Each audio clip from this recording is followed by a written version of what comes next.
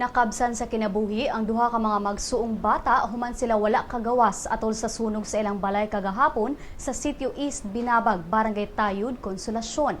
Ang Konsolasyon Fire Station nakadawat sa alarma sa sunog alas 10:35 sa buntag kagahapon. Nakontrolar ang kayo alas 10:47 sa buntag.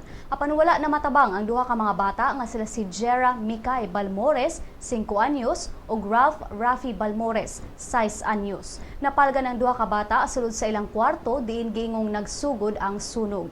Nasayrang ang managsuon ra ang nahabilin sa balay atol sa insidente. Si SFO1 Hemesirio Boris, fire investigator sa Konsolasyon Fire Station, nibutyag sa iyang inisyal nga investigasyon nga nasutang walay elektrisidad ang kwarto mao nga wala niya gisalikway ang posibilidad nga nagduwa ang mga biktima ug posporo sa wala pa mahitabo ang sunog. Kasamtangang padayon pa ang investigasyon.